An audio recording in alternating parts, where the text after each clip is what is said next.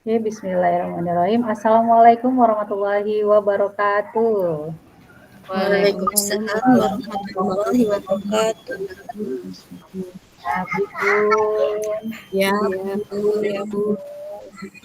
Rabbi sholli sadri Lebih wa soal yassir li Bu. amri wa hlul 'uqdatam min lisani yafqahu qawli. Yang terhormat Bapak Pengajar Praktis, Bapak Gawang Prasetyo, dan Ibu Endang Kinasti yang saya hormati, para CGP hebat. Di sini ada Ibu Eni, Ibu Asi, Pak Apri, Ibu Rina, Ibu Anita, Ibu Nelly, lalu Ibu lupa Eni Mediantari, Ibu Laptop, Ibu Fitria ya. Iya, tadi Iya. iya, iya, Nanti lain kali diganti Bu ya, namanya jangan iya, laptop. lupa, Bu. Iya. Oke, alhamdulillah pada hari ini kita bertemu yang kedua kalinya. Yang pertama kita sudah berkenalan ya bersama Persepsi, dan pada hari ini kita memulai di modul 1.1 eksplorasi konsep. Alhamdulillah berkat rahmat Allah Subhanahu wa taala pada malam hari ini kita dapat bertemu di sini dengan semangat yang luar biasa, walau malam-malam tapi tetap semangat ya. Dan salawat dan salam selalu tercurah kepada junjungan kita Nabi besar Muhammad SAW, kepada pengikutnya, kepada keluarganya, kepada para sahabatnya. Mudah-mudahan beliau memberikan syafaat di yaumil akhir kelak. Amin ya robbal alamin. Baik Bapak Ibu, izinkan saya untuk share screen untuk menjelaskan. Saya buka dulu ya. Sebentar.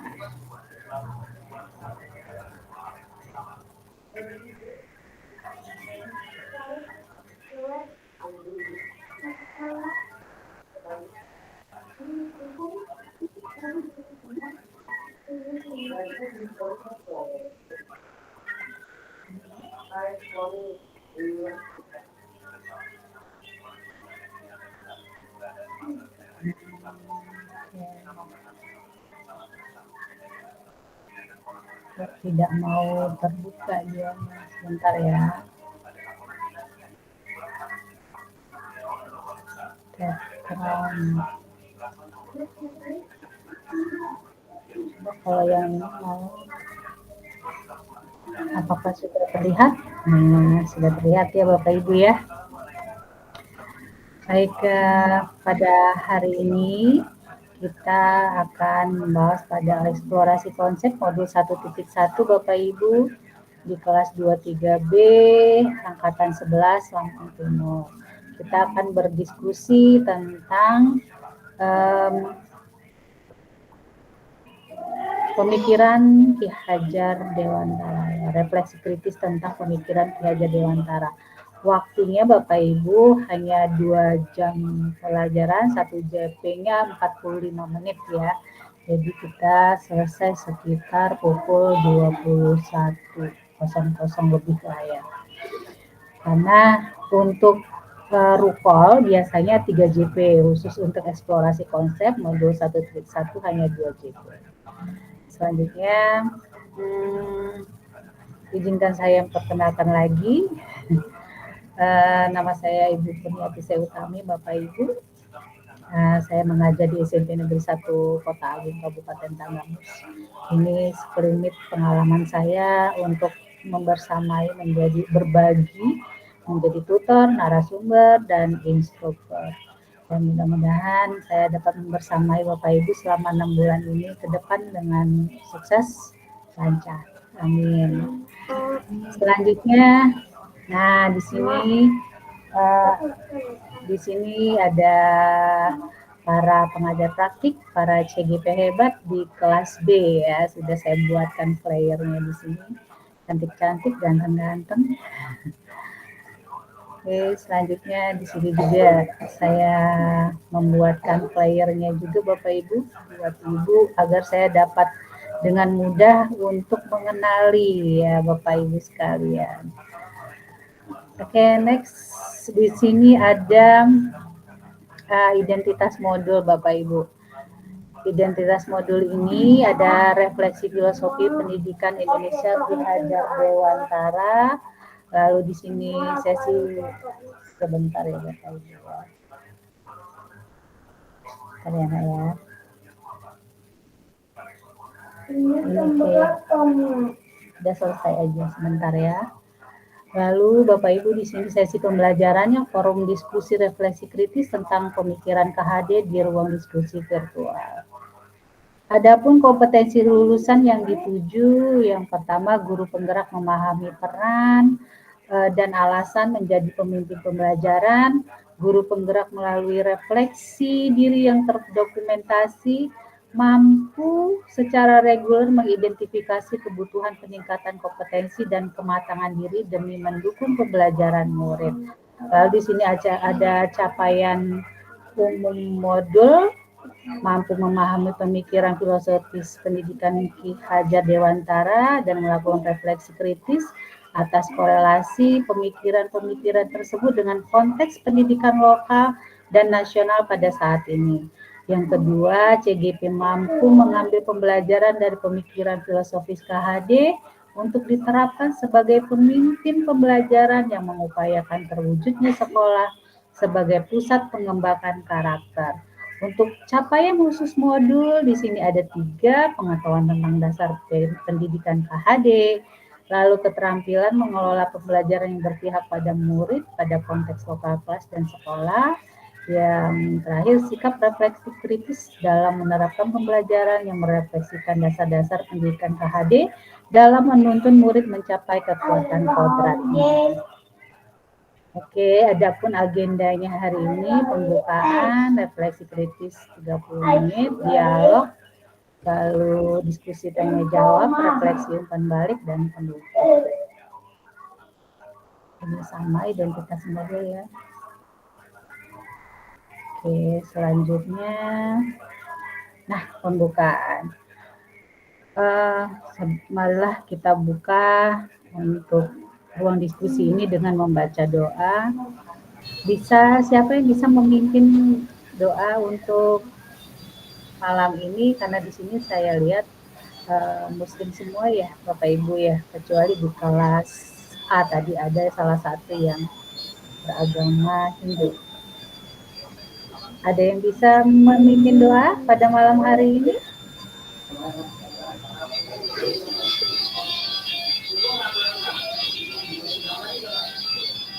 Belum. Oke. Baik, kita doa dalam hati saja ya. Agar lancar acara diskusi malam ini, marilah kita berdoa dengan agama dan kepercayaan masing-masing. Berdoa mulai.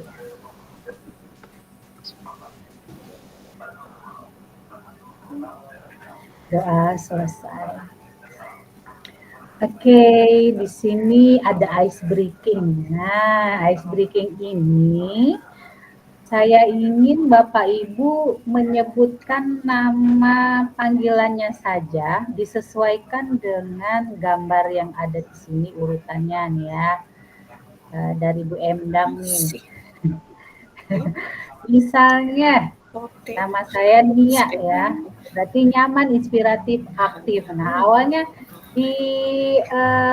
disebutkan dulu namanya apa, langsung aja nama pendeknya siapa, lalu disebutkan untuk nama motivasinya.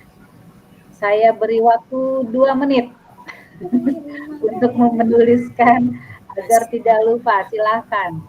Nama panggilannya saja, nanti satu-satu dipanggil.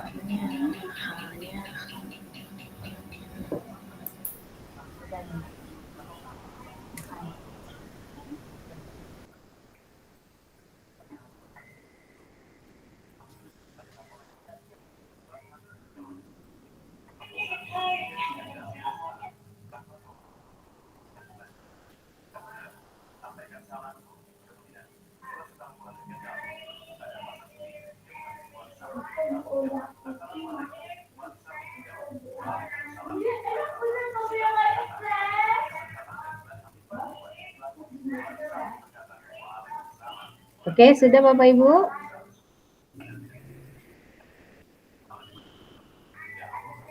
Oke, sekarang kita mulai dari Ibu Endang. Silakan Ibu Endang.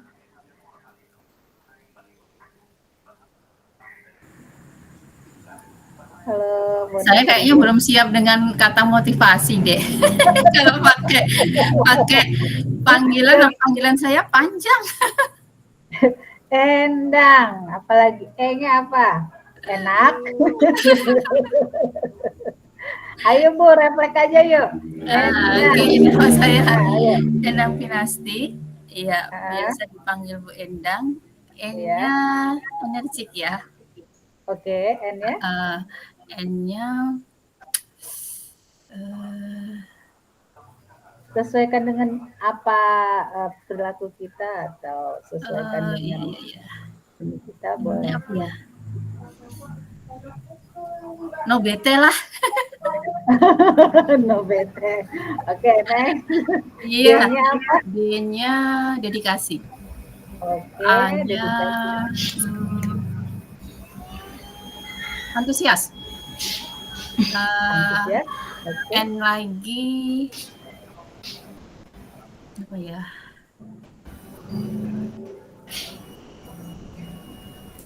Ada.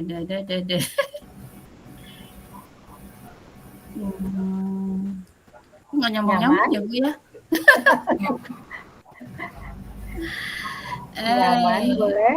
Nyaman, iya boleh lah nyaman. Oke, nyaman. Terakhir, G-nya apa Gembira, G-nya? gembira lah, gembira. Oke, gembira. Diingat ya Bu Terima Endang ya, kasih. besok-besok dipanggil itu. Oke, next Ibu Kasih. Fitria.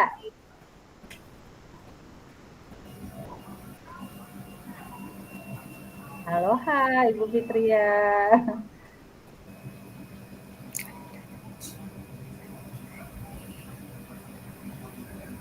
Apa ya?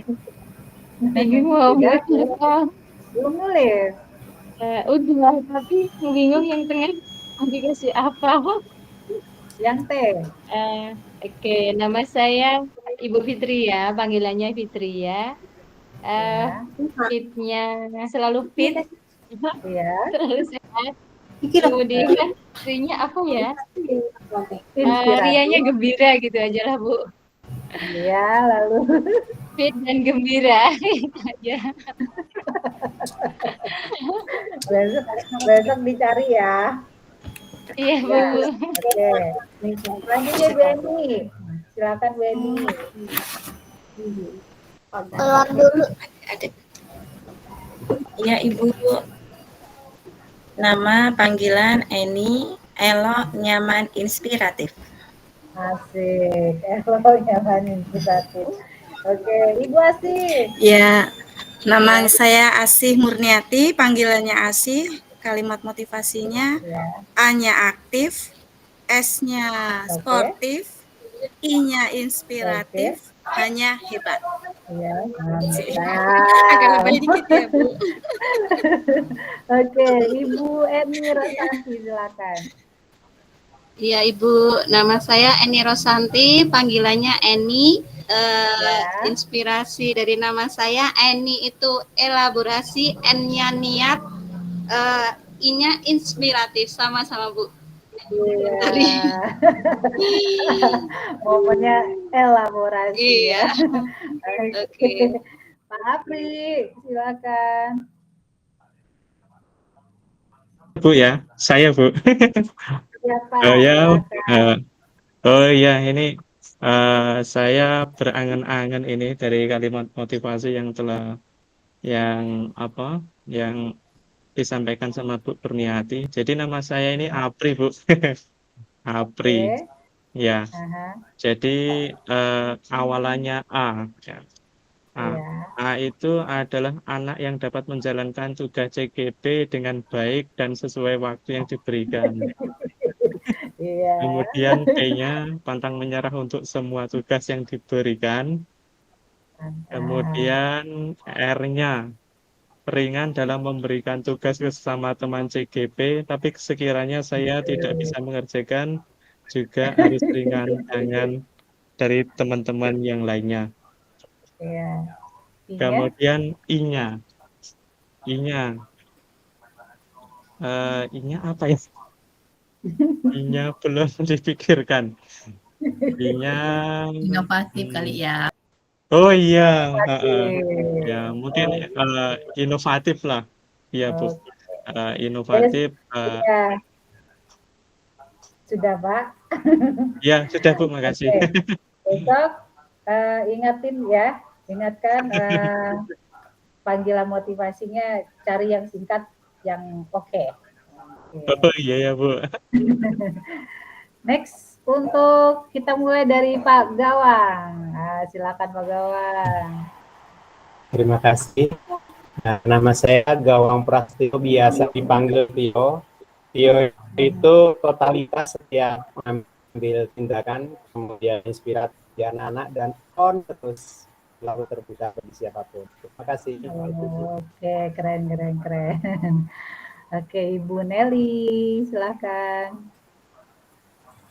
Nelly Lulita ya Bu? Iya, ada dua. Oke. Perkenalkan Ibu, nama saya Nelly Lulita, nama panggilannya Nelly. Kalimat motivasinya, inspirasi dari Ibu, nyaman, energik, luas, dan inovatif. Terima kasih. Yes. Ibu Rina Mariana, silakan Ibu. Baik Bu, saya Rina Mariana, panggilannya Rina, inspiratifnya ramah, inovatif, nyaman, dan aktif. Seperti Ibu. Oke. Terima kasih. Keren. Selanjutnya Ibu Nelly Susanti, silakan Ibu. Baik, perkenalkan nama saya Nelly Susanti, panggilannya Nelly. Sepertinya ikut-ikutan sama Ibu ini juga, karena nggak ada nyari-nyari kata yang lain. N-nya nyaman, E-nya elaborasi, L-nya luas, I-nya inspiratif. Ya, seperti itu saja, Bu. Oke, terima kasih Bu Nelly. Lalu Ibu Eni Rosanti.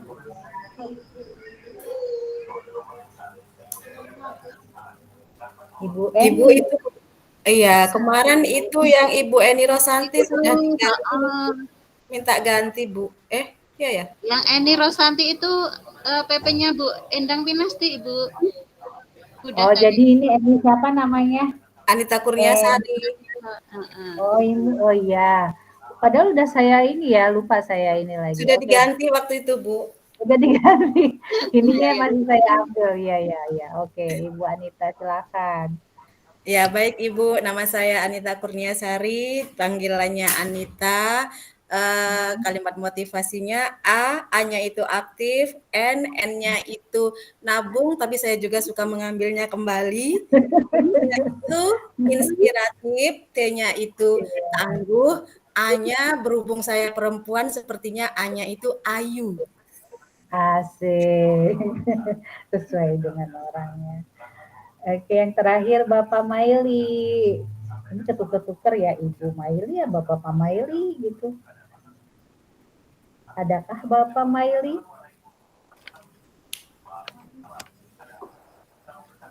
Halo Bapak.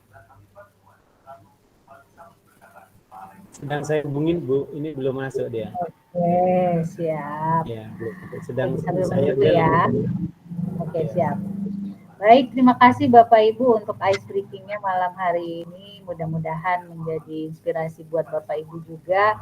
Dan saya harap nanti malam atau besok mulai dipikirkan yang ajak seperti apa, dicari-cari yang kalimat yang memang mengena sekali ya. Jadi nanti ketika kita panggil langsung ada kalimat motivasinya. Oke, Bapak Ibu, tujuan pembelajaran hari ini peserta mampu memberikan perspektif reflektif kritis tentang pemikiran filosofi pendidikan KHD dalam forum diskusi. Oke, di sini ada skenario pembelajaran Bapak Ibu, ada pembukaan sama seperti tadi ya, refleksi kritis, dialog diskusi, dan refleksi umpan balik. Ini semuanya 2 JP. Oke, selanjutnya kesepakatan belajar nih. Jadi kita membiasakan pada setiap nanti Bapak Ibu lokakarya maupun rukol itu selalu ada kesepakatan belajar di sini. Nah, yang pertama seluruh peserta memiliki kesempatan untuk berpendapat. Yang kedua berpikiran terbuka dan saling menghormati. Ketiga, jika ada satu peserta berbicara maka peserta yang lain mendengarkan. 4, berpendapat setelah dipersilahkan. Yang kelima, berpartisipasi penuh. Keenam, mengikuti sesi kelas dengan perasaan yang gembira. Yang ketujuh, raise hand sebelum berpendapat. Apakah ada yang ingin ditambahkan Bapak Ibu? Cukup? Cukup. Oke. Nah, di sini kita akan melihat nih mind map substansi modulnya.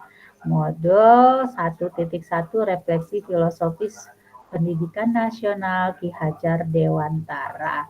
Nah, di sini ada tujuan pembelajarannya sama seperti yang saya sampaikan tadi ya, peserta memahami pemikiran KHD mengenai tujuan dan asas pendidikan. Peserta menganalisis konsep-konsep pemikiran KHD berdasarkan pengalaman pembelajaran yang berpihak pada murid. Ada potret pendidikan Indonesia sejak zaman kolonial sampai masa kini. Di sini ada kerangka pemikiran KHD, dasar-dasar pendidikan, metode Montessori, Probel, dan taman anak ya. Lalu sudah sebagian Bapak Ibu baca di LMS ada ya. Asas pendidikan KHD, di sini ada pendidikan, ada pengajaran ya. Lalu interpretasi pemikiran KHD mengenai budi pekerti, cipta rasa karsa karya, lalu ada kodrat alam dan kodrat zaman. Ini berhubungan dengan sifat dan bentuk lingkungan di mana anak berada, lalu ada isi dan iramanya. Lalu terakhir dasar pendidikan yang menuntun. Nah, di sini ada KHD mengibaratkan peran pendidik seperti seorang petani, lalu yang di bawahnya pendidik adalah pamong. Nah, tibalah kita untuk refleksi kritis CGP. Nah, Bapak Ibu, di sini ada pertanyaan pemantik nih untuk Bapak Ibu merefleksikan diri. Apa makna kata menuntun dalam proses pendidikan anak bagi saya? Yang kedua, bagaimana kata menuntun saya maknai dalam konteks sosial budaya di daerah saya? Apa dapat saya lakukan untuk mewujudkan pendidikan anak yang relevan dengan konteks sosial budaya di daerah saya?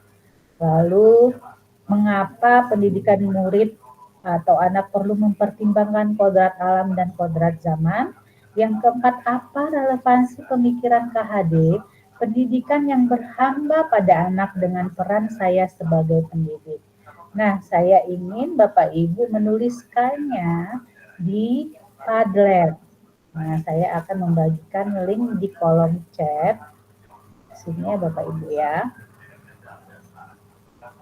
Coba Bapak Ibu buka, saya sudah mengirimkannya di kolom chat di unit. Bapak Ibu bisa mengkliknya dan mulai masuk ke dalam Padlet dan Bapak Ibu bisa menuliskannya Padlet di sana. Silakan. Sebelum menulis Bapak Ibu, tuliskan dulu nama pada awalnya ya. Jadi tahu itu adalah tulisan Bapak Ibu. Jadi nanti kita bisa merefleksikan bersama-sama. Saya akan memberikan waktu sekitar 20 menit ya. Atau 25 menit agar Bapak Ibu bisa menuliskan pendapatnya. Silakan.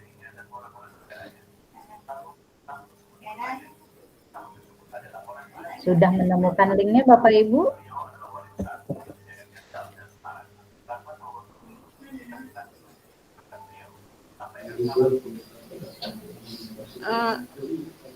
Belum ditemukan Bu, itu yang di bagian mana ya? Kurang paham. Coba Bapak Ibu buka titik 3 atau di sini ya. Chat with everyone di pojok sebelah kanan nomor 3. Nah, ada chat with everyone, nanti Bapak Ibu klik di situ. Chat. Ya. titik 3 terus yang mana Bu? Chat. Bukan, kalau di titik 3 tidak ada. Yang paling pojok buat yang dari ada gambar apa ya, kotak, ada runcingnya di bawah gambar kotak, coba. Atau saya kirim di WA ya. Biar Bapak Ibu bisa klik dari WA kalau memang misalnya di kolom chat tidak menemukan.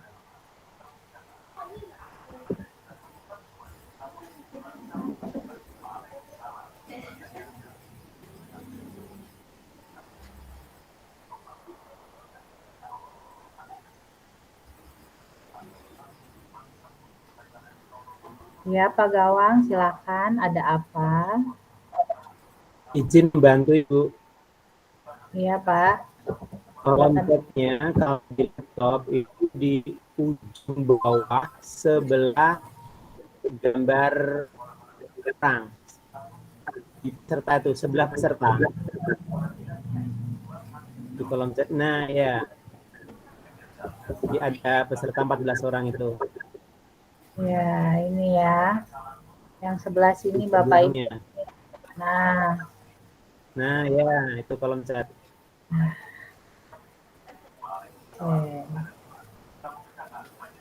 Terima kasih. Ya, yang di sini ya Bapak Ibu ya, nih di pojok sini nih. Oke.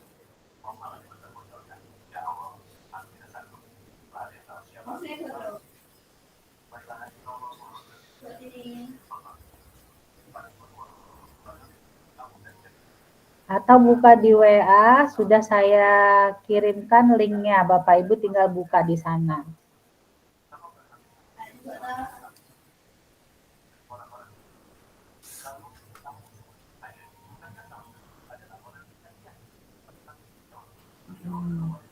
Ya Bu Eni, langsung tuliskan pendapat Ibu yang nomor 1, apa kata menuntun.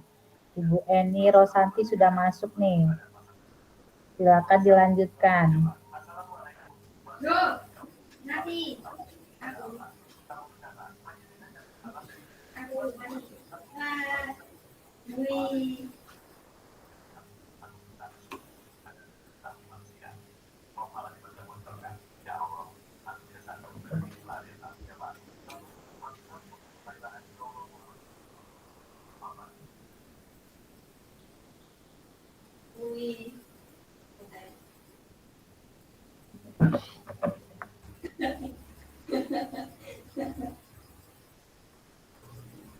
Sudah bisa Bapak Ibu? Apa belum? Belum.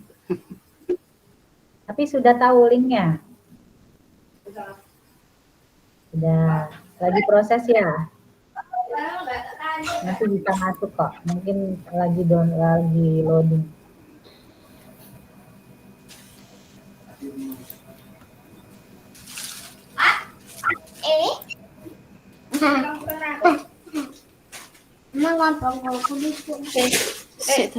Coba bawa ya. Kira apa tuh?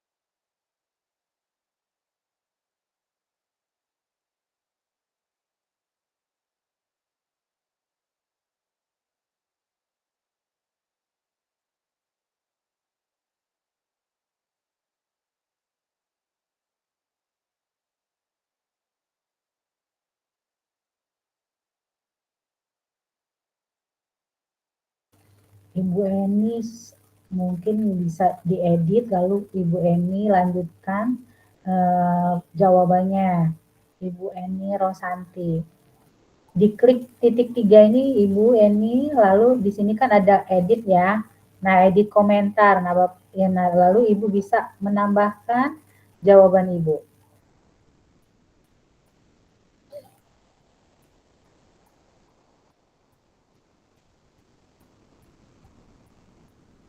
Yang lain bagaimana? Lagi proses atau memang tidak bisa masuk? Sedang proses, Bu. Oke, siap. Ditunggu.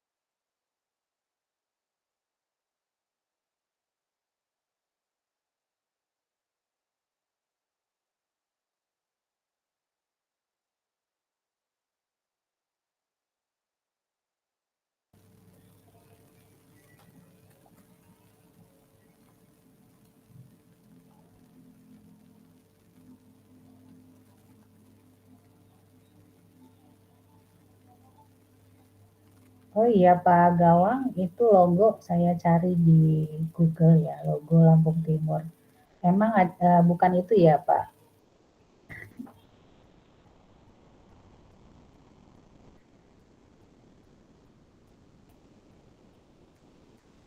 Halo monitor Pak Gawang.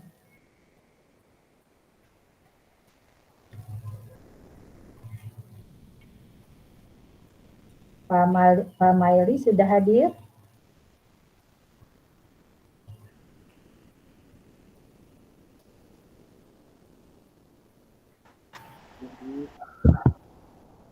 Ya, silakan dikerjakan di kolom Padletnya ya Pak Maili.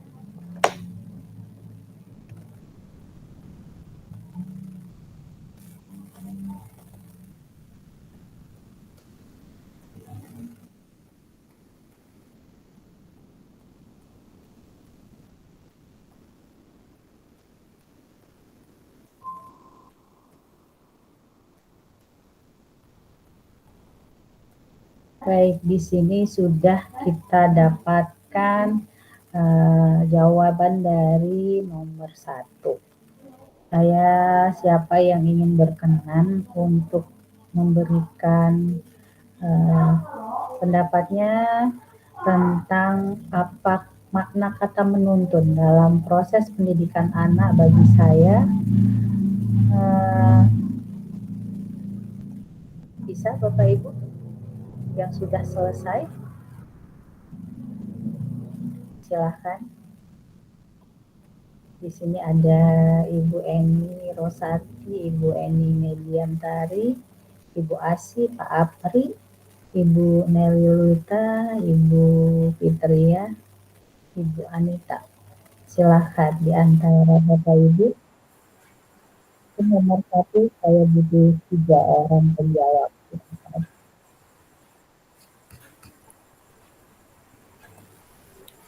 Baik, silakan Ibu Anita.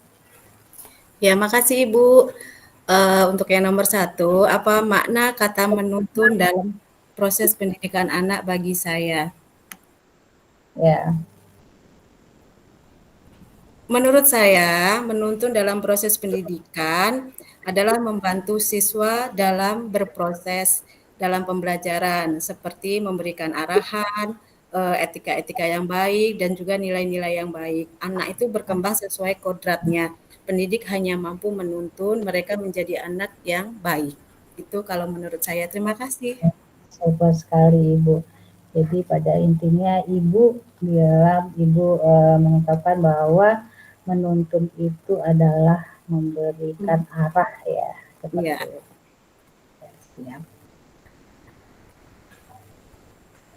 Memberikan arahan ya. Agar ada etika dan nilai-nilai yang baik. Oke, selanjutnya siapa yang berkenan? 2 orang lagi, silahkan. Saya berikan kesempatan untuk menjawab. Hanya dibacakan, silakan. Saya Ibu. Ya, Ibu, silahkan Ibu Eni. Ibu Eni siapa ini? Eni Mediantari, Bu. Oh iya, monggo. Menurut saya, menuntun itu artinya mendampingi, membimbing, dan mengawasi semua kodrat yang ada pada diri anak. Yang ada pada diri anak didik dalam proses pembelajaran, Bu. Oke, siap. Jadi, Ibu Eni bilang menuntun itu mendampingi, membimbing, dan mengawasi. Oke, super. Nah, yang ketiga, siapa ingin memberikan pendapatnya?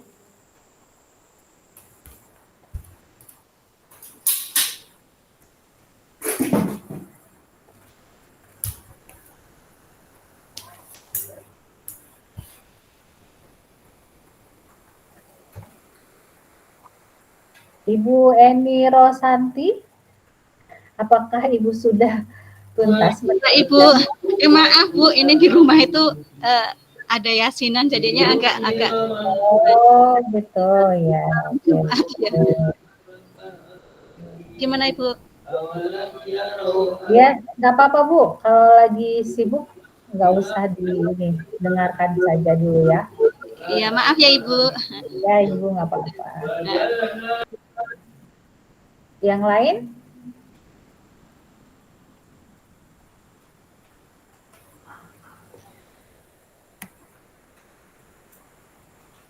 Ibu tadi Ibu Anita, lalu Ibu Mediantari. Ibu Nelly Lulita, silakan. Siapa itu? Ya. Ya, saya Ibu. Oh iya, silakan Ibu. Menurut saya, makna kata menuntun dalam proses pendidikan anak bagi saya adalah menuntun dalam proses pendidikan anak bagi saya adalah memberikan bimbingan, memberikan motivasi, memberikan nasihat dan arahan agar anak dapat tumbuh mencapai kebahagiaannya. Seperti itu Ibu, terima kasih. Jadi terima kasih Ibu Nelly. Ibu Nelly tadi ya. Lalu Ibu Eni dan Ibu Anita, dua hadis ini mengungkapkan bahwa menuntun itu adalah mengarahkan, mendampingi, membimbing, lalu untuk memotivasi, ya. Oke, selanjutnya kita bacakan Ibu Asih nih ya.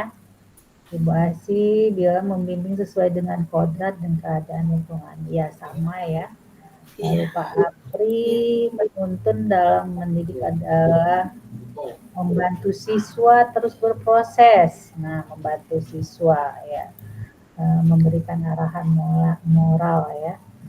Lalu di sini tadi Ibu Anita, Ibu Fitria Konaah menuntun, memberikan arahan, motivasi ya, sama Ibu Rina membimbing. Oke, terima kasih Bapak Ibu. Dalam menuntun itu dalam proses pendidikan memang benar-benar kita bukan lagi menarik ya, dalam arti memaksakan, tetapi kita di sini adalah menuntun ya, menuntun. Bukan pula kita menarik, memaksa, tetapi kita menuntun dengan baik ya, untuk mengarahkan hal-hal yang baik yang ada di pada murid ya, pada anak-anak kita. Oke, selanjutnya soal yang nomor 2. Bagaimana kata menuntun saya maknai dalam konteks sosial budaya di daerah saya? Nah, jadi kan tadi kita sudah tahu nih apa sih menuntun itu ya. Di situ tadi ada arahan, mendampingi, membimbing ya, lalu motivasi. Nah, sekarang dimaknai dengan konteks sosial budaya di daerah Bapak Ibu nih di Lampung Timur. Nah, apa yang dilakukan untuk mewujudkan pendidikan anak yang relevan dengan konteks sosial budaya di daerah saya? Saya ingin, atau saya kembalikan lagi kepada Bapak Ibu, boleh? Atau Pak Apri? Ya, baik Bu, makasih. Oh iya Bu, oh ya. Jadi untuk menjawab pertanyaan yang telah Ibu berikan dari nomor 2, bagaimana kata menuntun saya maknai dalam konteks sosial budaya di daerah saya?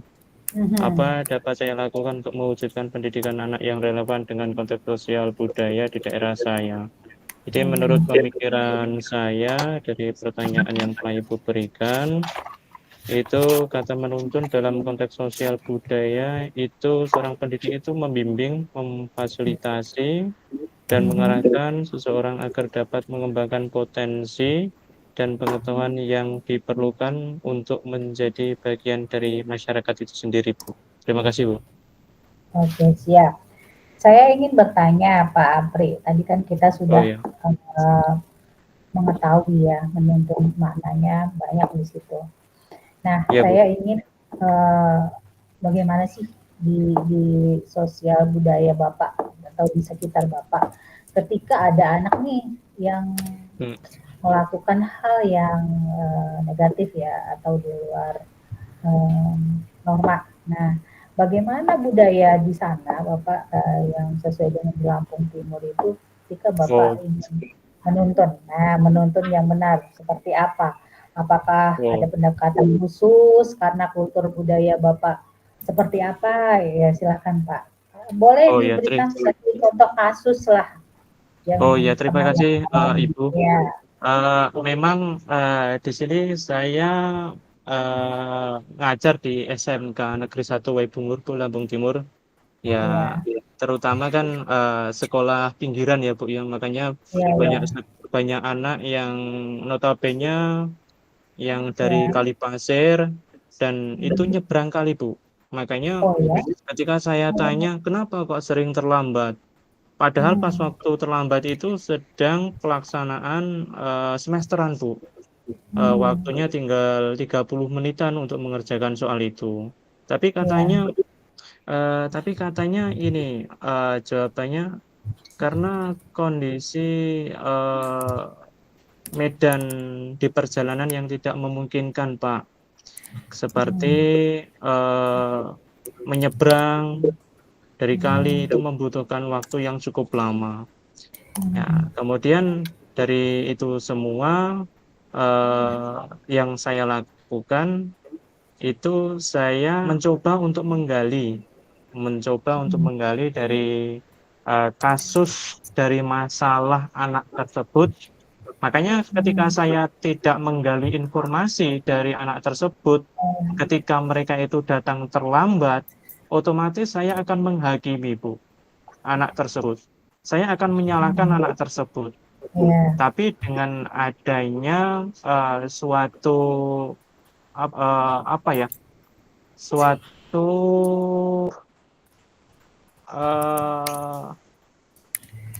yang saya coba untuk saya tahu dari kasus anak tersebut dengan hal yang demikian itu, maka dengan itu saya tahu dan juga memahami dari kondisi yang sedang dialami oleh anak tersebut.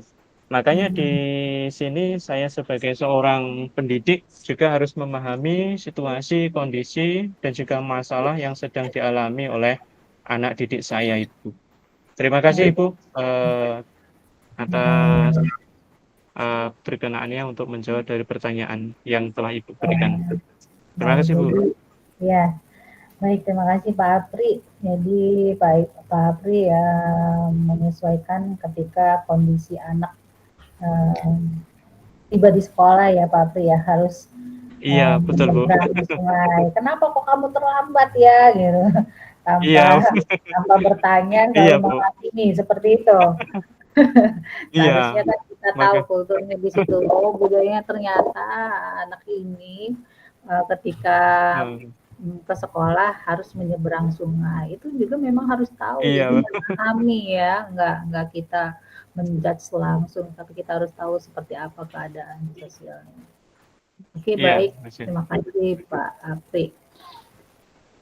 Apakah ada yang ingin memberikan ceritanya kepada saya Bapak Ibu tentang bagaimana sih konteks menuntun ini dengan contoh kasus di daerah Bapak Ibu. Misalnya begini nih, di daerah Bapak Ibu itu sifatnya seperti apa? Apakah keras ataukah lembut? Jadi sehingga Bapak Ibu harus menyesuaikan dengan sosial budaya di sana. Nah, seperti itu.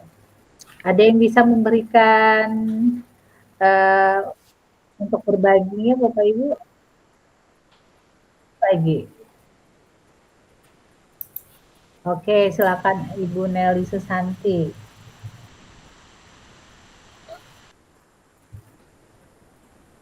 Iya, Ibu Nelly. Ya, baik. Assalamualaikum warahmatullahi wabarakatuh. Waalaikumsalam warahmatullahi wabarakatuh.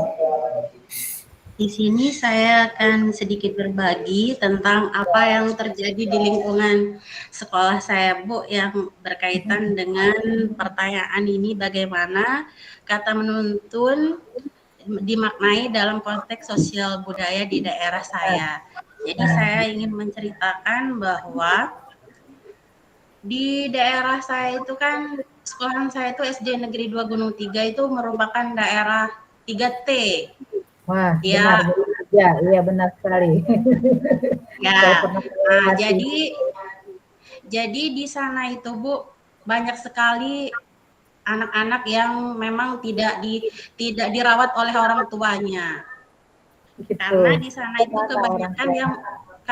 sana itu kebanyakan yang menikah muda, bahkan itu baru lulus SD ataupun masih SMP, kelas 1, kelas 2 sudah menikah.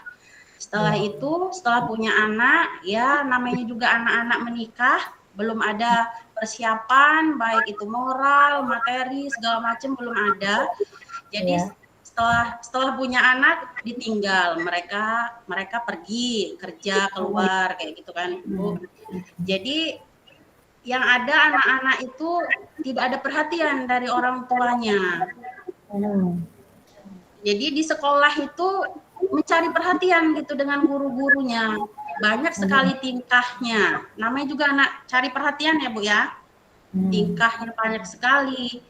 Yang dari omongan, dari tingkah laku, dari pokoknya banyak sekali lah, Bu, yang bikin kita sebagai guru itu harus ada tenaga ekstra untuk menghadapi mereka. Jadi dalam kaitannya menuntun ini, dalam sosial budaya itu saya berusaha untuk mengarahkan anak-anak tersebut dengan upaya saya, yaitu saya menyisipkan ya nilai-nilai budaya yang ada di sekitar mereka. Saya menjelaskan kepada mereka bahwa dengan menikah muda itu tidak ada untungnya. Yang ada malah menghancurkan masa depan mereka. Jadi selalu saya sisipkan budaya-budaya yang ada di daerah mereka itu dalam tidak setiap pembelajaran, pada saat-saat tertentu. Saya sisipkan itu karena itu sudah menjadi budaya mereka, Bu, menikah muda itu di sana.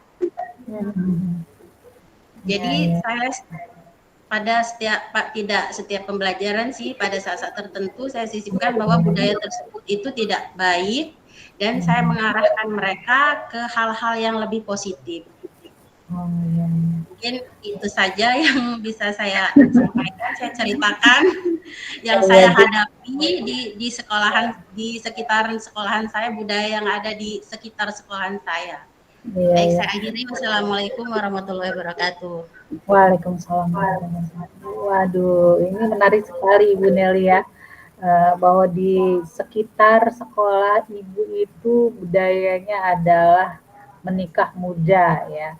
Jadi memang benar sekali Ibu ketika menuntun untuk mengarahkan mereka yang benar, itu memang henti-hentinya itu harus benar-benar menyisipkan nilai-nilai, nah seperti ini ya. Sebenarnya sih bekerja sama itu, Bu, bersama guru-guru yang lain untuk terus-menerus, karena ketika kita menasehati terus-menerus dengan menyisipkan nilai-nilai itu akan terngiang sama mereka. Bukan mendikte ya, tetapi bisa berupa cerita ya, bisa berupa, kalau nasihat-nasihat itu kadang-kadang pasti dari kuping kanan ke kuping kiri, seperti bisa kalau kita mencontohkan ada cerita lalu dampaknya seperti ini kan, jadi mereka memikirkannya lebih ke depannya lagi. Baik Ibu Nelly, tetap berusaha semangat untuk memberikan nilai-nilai baik di sekitarnya Ibu Nelly ya. Mudah-mudahan para siswa Ibu Nelly di sekitar sana tidak ada kesadarannya penuh ya, untuk bahwa menyadari bahwa menikah muda itu belum mumpuni ya, bukan berarti tidak baik, tetapi memang belum saatnya gitu. Tetapi itu anak-anak di sana memang ketika bisa turun menurun apa gimana Ibu Nelly di sana? Tapi tingkat keamanannya bagaimana di sana? Ya, sepertinya memang turun-menurun itu, Bu. Seperti itu, ibunya menikah muda, nanti anak-anaknya menikah muda juga. Bahkan ini kemarin itu saya sempat bingung mau nulis ijazah, kebetulan saya ini guru kelas 6, karena bapaknya itu bapaknya itu ada 2 namanya, makanya bingung mana yang harus dituliskan seperti itu. Karena ya itu, karena mungkin ibunya menikah lagi, jadi dikasih nama bapak yang baru, sedangkan dia punya bapak kandung. Oke, ya. Itu yang karena sudah menjadi budaya di sana itu, Bu. Ya, ya. Ya, baik. Bapak Ibu, memang perlu ya ketika kita ingin memberikan hal-hal yang baik atau ketika kita ingin melangkah menjadi lebih baik, itu memang harus melihat bagaimana sih kondisi sekitar ya. Karena itu sangat berpengaruh sekali, karena bagaimana kita bisa memasukkan hal-hal yang baik itu dengan cara, dengan kultur yang ada di sekitarnya, kebiasaan-kebiasaannya seperti apa sih ya gitu ya. Di mana bumi berpijak, di situ kaki dijunjung ya, bumi dijunjung ya, seperti itu. Baik, terima kasih ya Ibu Nelly. Jadi menambah cerita juga nah di sini. Baik, kita ke nomor 3 nih. Untuk yang lain terima kasih yang belum sempat dibacakan. Untuk pertanyaan nomor 2. Oke, nomor 3, mengapa pendidikan murid perlu mempertimbangkan kodrat alam dan kodrat zaman? Oke, siapa yang ingin menjawabnya? Bapak Maili? Halo, Bapak Maili.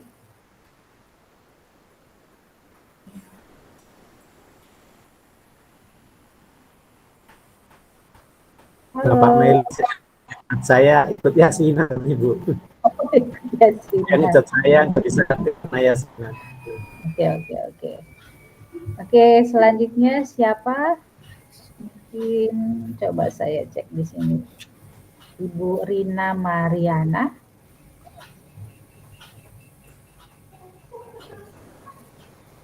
Ibu Rina sudah menuliskan di sini. Ayo Ibu Rina, bisa dibacakan Ibu Rina?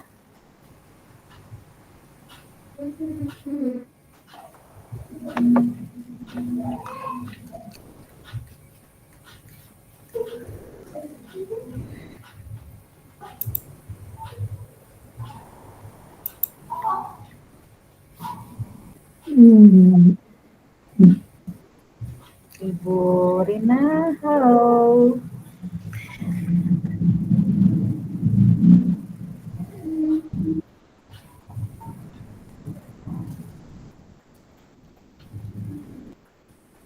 Oke, atau Ibu Asih deh, Ibu Asih. Silakan Ibu Asih.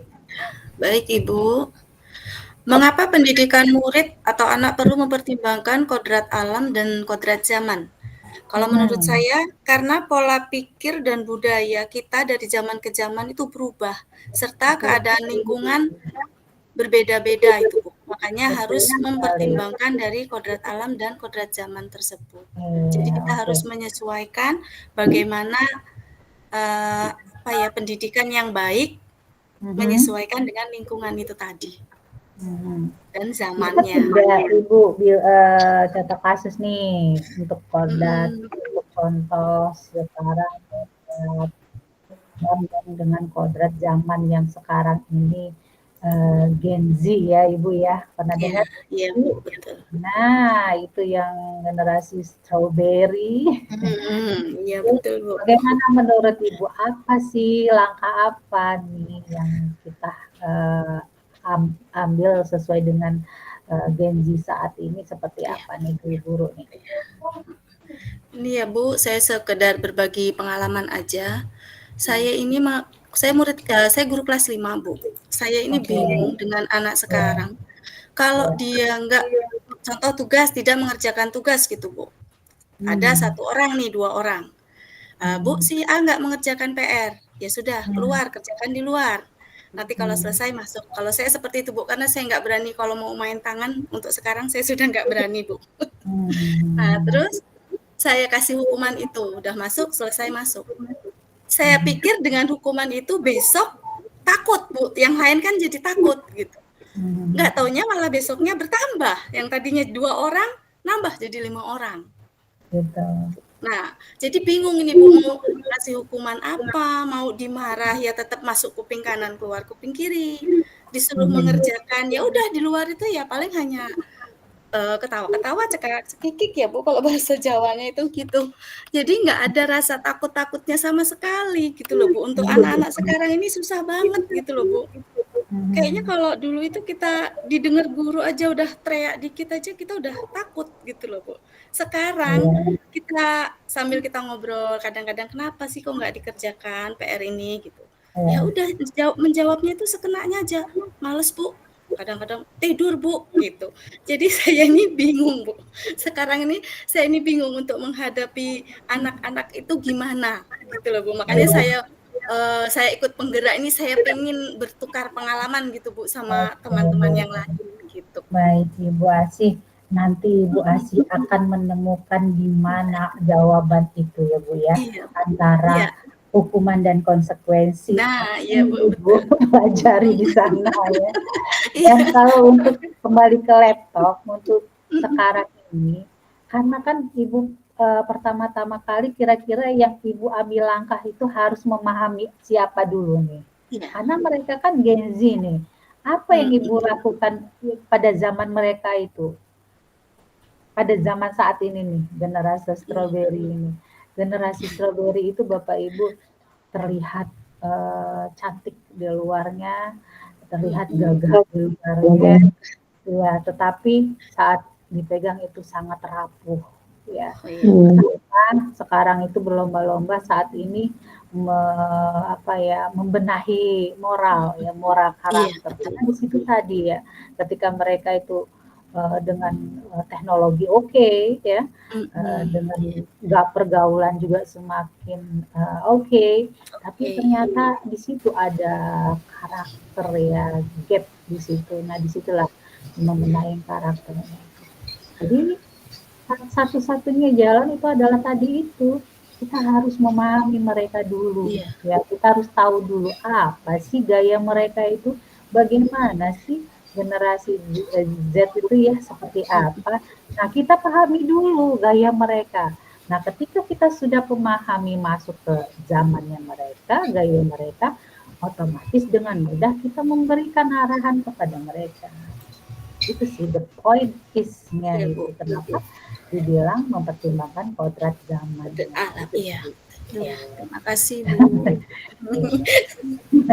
Nanti Ibu Asih akan memberikan jawabannya itu ya. Iya Bu.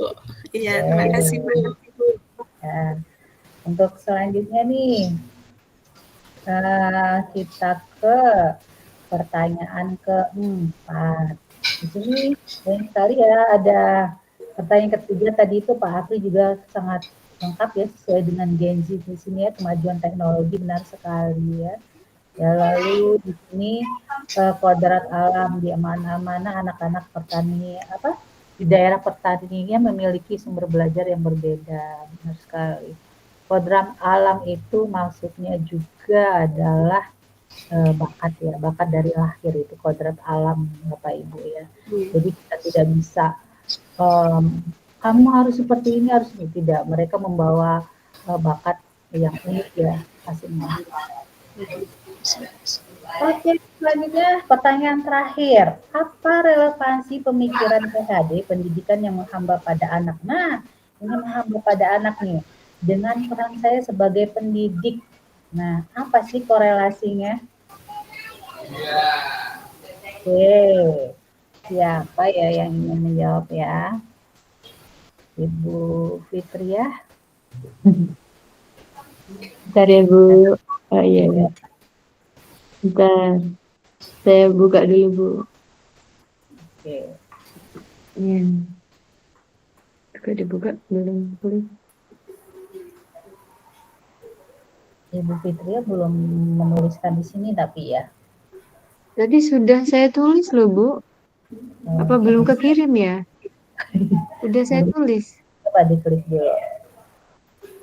Tadi sudah saya tulis, belum kekirim ya? Ibu terakhir itu menuliskan di nomor 3. Oh, berarti. Oh, yang keempat belum. Belum. Ibu bisa menjawabnya yang keempat? Bentar, Bu. Belum. Tadi belum kekirim sampai aneh. Saya coba ya, Bu ya. Oke, siap. Iya, saya coba semampu saya. Jadi relevansi pemikiran Kiai Haji Dewantara tentang pendidikan yang berhamba pada anak.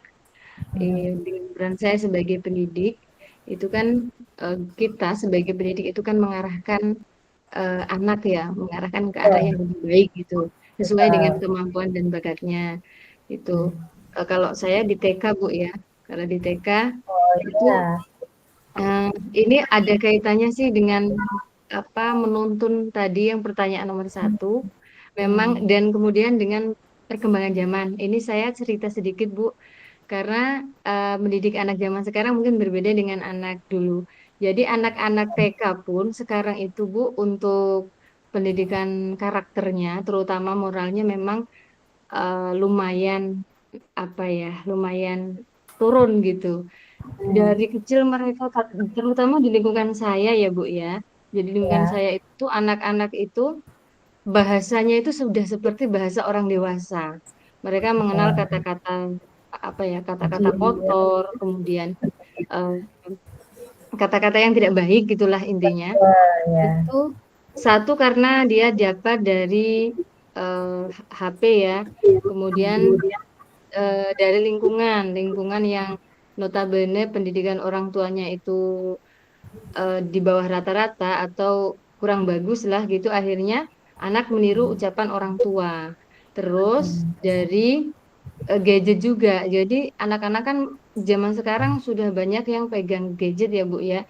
Jadi mereka itu meniru bahasa-bahasa yang kotor lah gitu, dibawalah ke sekolahan. Akhirnya anak-anak yang tadinya tidak tahu bahasa yang seperti itu jadi ikut-ikutan.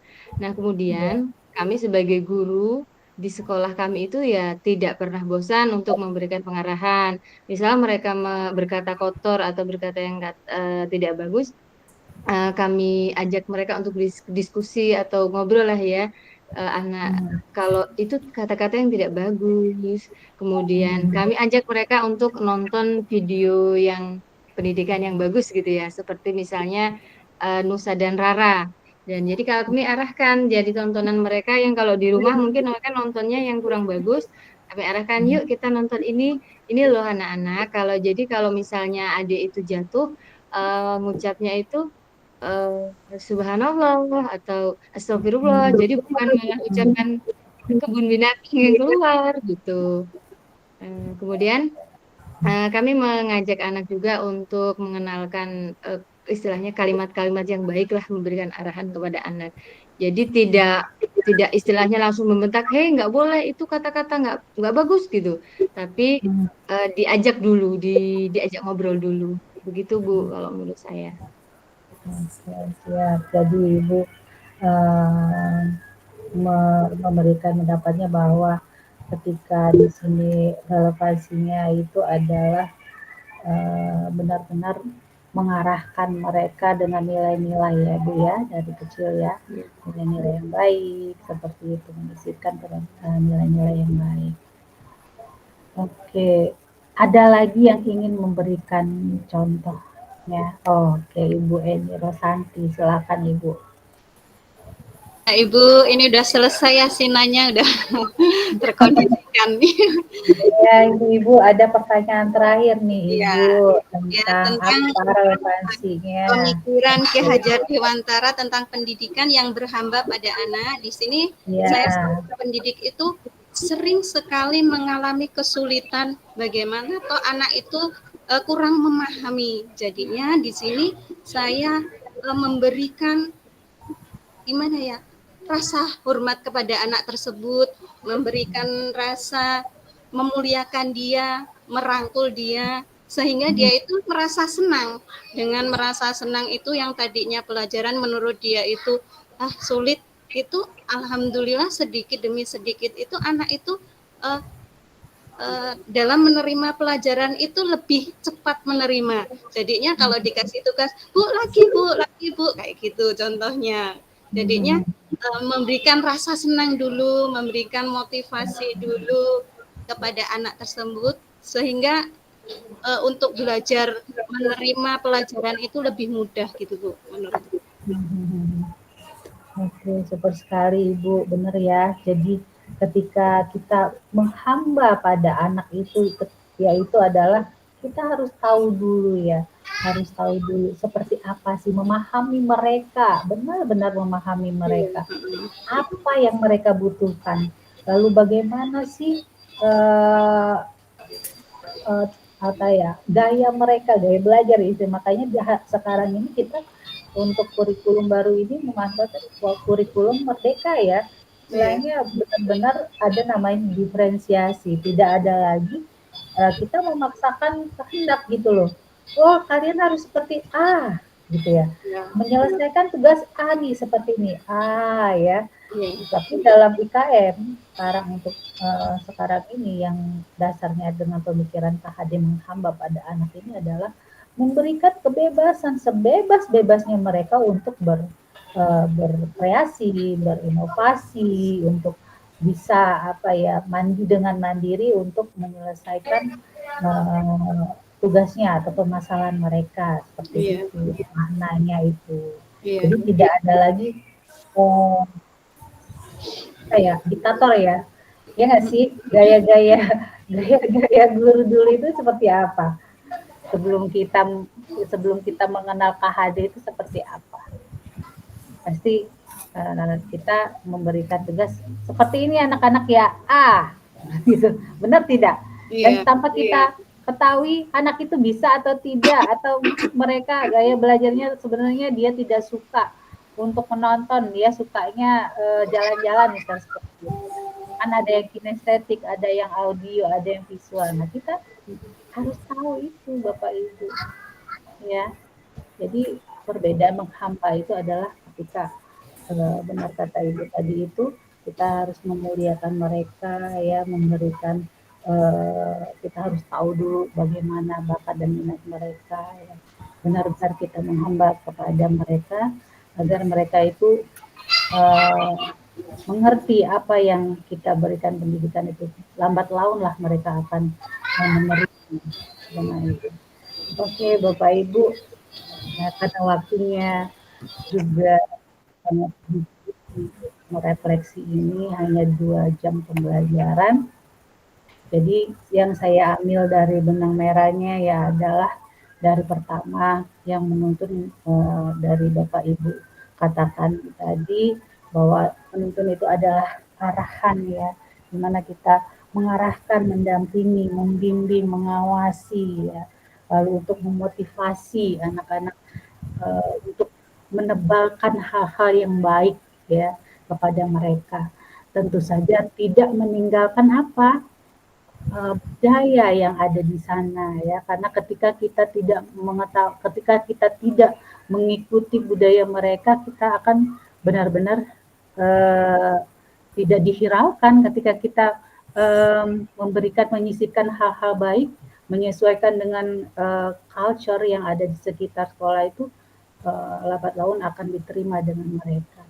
Dan juga hubungan dengan kodrat alam dan kodrat zaman, tentu saja ketika kita ingin menuntun di sana juga harus menyesuaikan dengan bakat dan minatnya siswa ya, anak-anak murid dengan zamannya sekarang. Kita harus tahu seperti apa stylenya, seperti apa sih mereka ya, baru kita bisa memasukkan hal-hal baik itu ke diri mereka.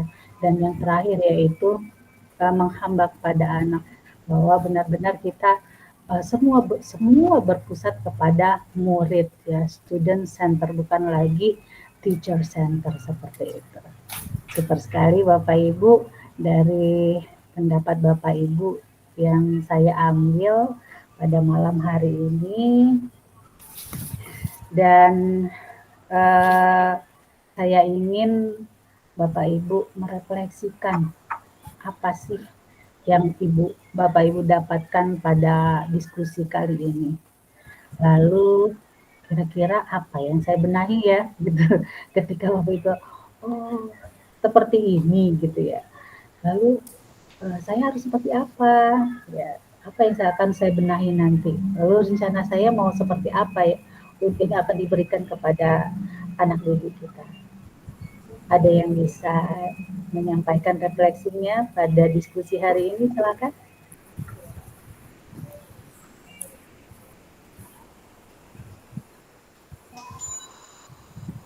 Silakan Bapak Ibu, masuk takut. Santai aja, yuk ungkapkan perasaannya hari ini, diskusi hari ini seperti apa gitu. Oke, silakan Ibu Anita.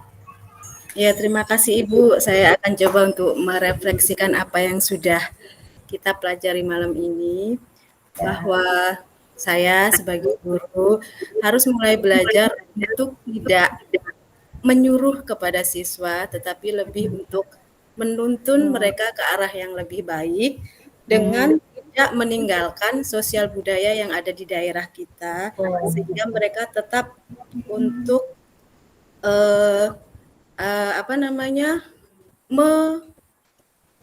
memperkenalkan budaya yang ada di sekitar, dan juga dengan tidak melupakan bahwa dalam proses pembelajaran itu ada kodrat alam yang dimana di setiap daerah itu akan berbeda-beda, dan juga ada kodrat zaman di mana anak sekarang itu proses pembelajarannya akan berbeda dengan proses pembelajaran pada masa sebelumnya. Oleh sebab itu, saya sebagai guru harus mampu untuk menjadi pendidik yang memuliakan siswa, terus kemudian dapat memahami mereka, dapat mengetahui apa bakat mereka, kemudian juga tentunya dengan memiliki proses pembelajaran yang berpusat pada siswa.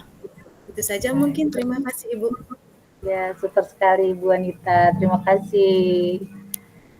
Jadi Ibu Anita membungkus nih diskusi kita malam ini. Adakah lagi yang ingin memberikan refleksinya Bapak Ibu? Silakan. Bapak Maili, udah selesaikah yasinannya? Halo, Bapak Maili. Oke, Pak Apri silahkan. Oh, terima kasih Ibu. Di sini saya mencoba mau menyampaikan mengenai materi pada malam hari ini tentang pemikiran Ki Hajar Dewantara. Ini sangat menarik sekali mengenai teori-teori dari beliau, karena memang teori-teori dari beliau ini sangat menginspirasi kita semua, supaya kita itu juga harus membedakan dari pendidikan yang sebelumnya, karena kita harus mengikuti kodrat zaman di masa yang akan datang. Saya pernah membaca dari cerita Ki Hajar Dewantara ini, Bu. Jadi Ki Hajar Dewantara dulu ketika menerapkan teori taman siswa, dulu di Indonesia itu malah tidak diterapkan di Indonesia. Malahan Indonesia pada waktu itu menerapkan teori yang sekiranya Indonesia itu maju dari negara yang menurut Indonesia itu maju, kayak Singapura. Tapi dalam implementasinya Indonesia pada waktu itu tidak dapat menerapkan teori pendidikan dari Singapura, karena memang berbenturan dengan budaya yang ada di Indonesia. Maka dengan adanya teori taman siswa ini, itu siswa diberikan suatu kebebasan dalam artian mereka itu dapat menggali informasi-informasi yang didapatkannya dari kodrat zaman yang ada pada saat ini. Seperti halnya bisa diakses pada teknologi yang canggih pada era-era saat ini. Maka saya pada pelaksanaan praktik dalam kurikulum terbaru ini yaitu menghamba pada anak karena dari teorinya Ki Hajar Dewantara seperti itu. Jadi kita sebagai seorang pendidik itu yang terfokus adalah murid, dan juga murid. Makanya saya ketika dalam penerapan teori-teori dari Ki Hajar Dewantara, saya selalu memberikan kebebasan seperti halnya ketika saya mengajar mata pelajaran sejarah, itu saya menyuruh anak-anak untuk mencari kebebasan seperti halnya mencari dari poster, perpustakaan, atau yang relevan dengan materi, dan juga sebebas-bebasnya mereka mencari literasi dari berbagai macam media apapun. Itu saja mungkin yang dapat saya pahami, Ibu. Terima kasih sebelumnya, Ibu. Oke. Baik sekali Pak Apri, super sekali untuk refleksinya hari ini, murid dan murid. Jadi sebenarnya Bapak Ibu ya, di IKM ini ya, untuk IKM ini dalam proyek T5 itu akan terlihat di sana ya. Mereka akan diberikan kebebasan mengkreasikan, lalu berinovasi ide-ide mereka sebebas-bebasnya di sana, sehingga nanti pada akhirnya mereka akan memperlihatkan ini loh hasilnya seperti itu. Karena P5 itu kalau menurut saya bagus sekali untuk menerapkan, ada di situ nilai karakternya, ada di situ nilai kemandirian. Oke, terima kasih Bapak Ibu untuk diskusi pada malam hari ini, sangat menarik untuk kita diskusikan pada modul 1.1 eksplorasi konsep. Nah, Bapak Ibu, untuk menutup hari ini, saya ingin memberikan penjelasan lagi tentang kegiatan besok ya, Rukol ya. Jadi Rukol itu ada dua kali ya, tanggal 21 dan tanggal 24. Tanggal 21 itu adalah untuk diskusinya.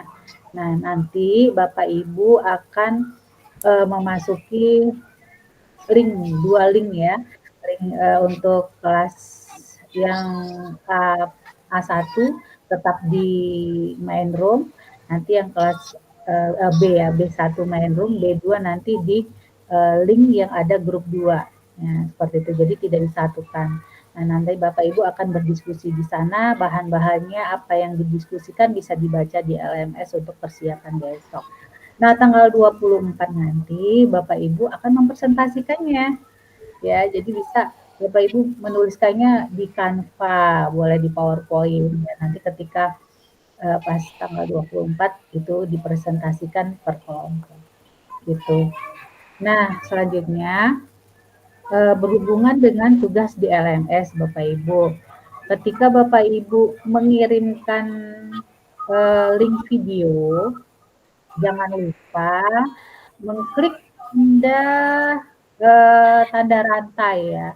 Karena nanti kalau tidak mengklik tanda rantai tidak bisa terbaca di sana. Klik tanda rantai dulu baru masukkan link apa judulnya di atas. Seperti itu. Nah, apalagi ya. Lalu ketika Bapak Ibu memakai link drive. Nah, jangan lupa untuk opennya, jangan private ya. Jadi di open yang bisa melihat semuanya yang memiliki link. Sehingga nanti saya bisa membacanya dan bisa memberikan komentarnya. Nah, saya harapkan semua kegiatan ada dokumentasinya ya Bapak Ibu ya. Ini di screenshot kegiatan biar bisa ada dilaporkan di LMS. Lalu hasil-hasil Bapak Ibu refleksi atau hasil-hasil tugas Bapak Ibu disatukan, dimasukkan ke dalam drive khusus ya, hasil dari PGP, misalnya modul 1.1 apa aja nih gitu. Nanti akan berguna Bapak Ibu di saat Lokakarya 7. Apa bergunanya ketika Bapak Ibu nanti akan membuat banner atau membuat sebuah buku, Bapak Ibu dengan mudah untuk mencari dokumentasi itu. Oke. Apakah ada yang ingin ditanyakan sebelum saya mengakhiri diskusi hari ini tentang apa saja boleh? Tentang besok boleh, tentang LMS boleh, silakan. Oke, Ibu Nelly silakan.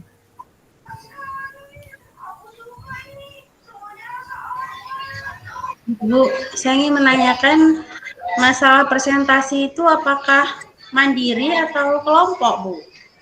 Nanti ini presentasinya cuma 2 kelompok. Kelompoknya kan 2, satu kelompok 5 orang. Nah, nanti kan ada yang menjadi moderatornya siapa ya, ada yang membacakan presentasinya, lalu nanti sisanya ikut menjawab pertanyaan-pertanyaan. Gitu. Ya Bu, terima kasih. Ya, nanti kelompoknya tetap per PP dulu karena hanya 2 kelompok ya. PP-nya Pak Gawang dengan PP-nya Ibu Endang. Ada lagi yang ingin ditanyakan Bapak Ibu? Ya, silahkan Ibu Anita. Untuk kegiatan besok itu apakah seperti ini Bu, Zoom seperti ini atau? Ya. Jadi kita adakan Zoom 2 kali. 2 kali sebulan ya, khusus untuk bulan ini kita 3 kali, 4 kali sama perkenalan yang kemarin kan. Nah, nanti tanggal 21 kita Zoom seperti ini lagi, tanggal 24 presentasinya, seperti itu Bu. Untuk yang besok di jam berapa ya Bu? Untuk kita kali ini tetap jam ini ya, apa Ibu mau memajukan pagi silahkan, karena libur. Malam aja Bu. Malam aja. Oke, tetap jadwal seperti ini ya. Nanti kita, cuman nanti di jamnya ditambah ya Bapak Ibu ya sampai 21.45. Karena 3 JP. Tapi nggak kerasa kok. Yang penting persiapkan, kondisikan anak-anak. Oke, silakan ya, Ibu. Terima kasih. Ya.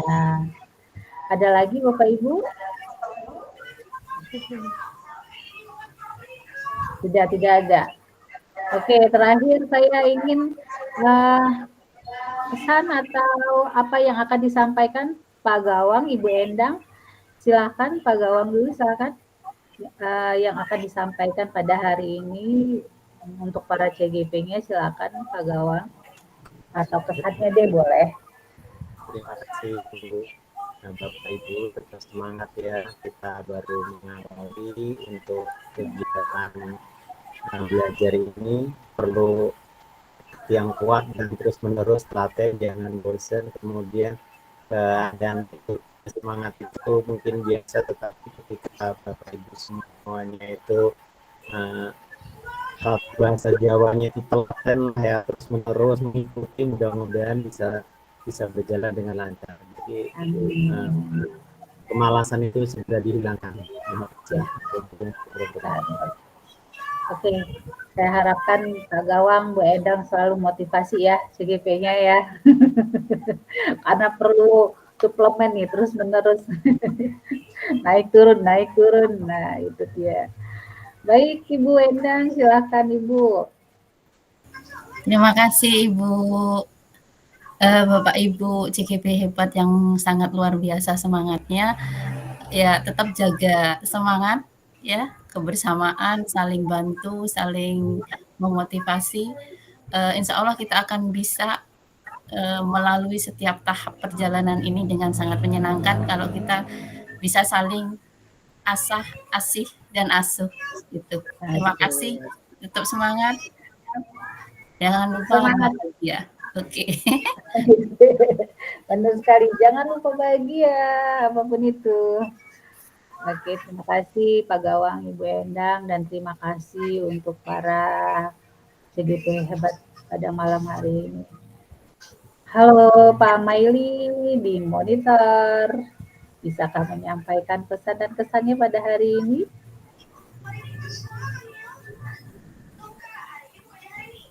Masih yacinan. Oke, saya harapkan besok Bapak bisa menyampaikan pesan dan pesan untuk hari ini ya Pak Maili ya.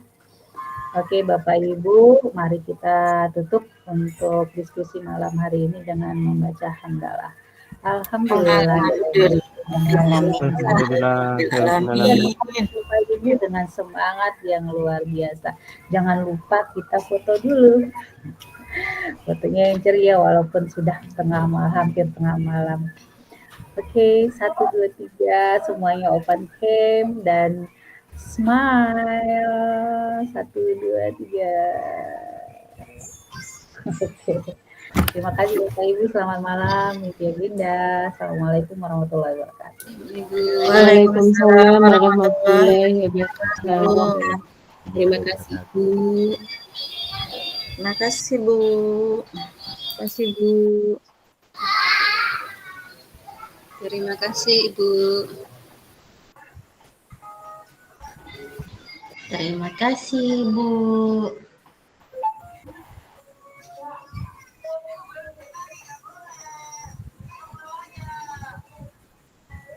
Sudah berapa bulan?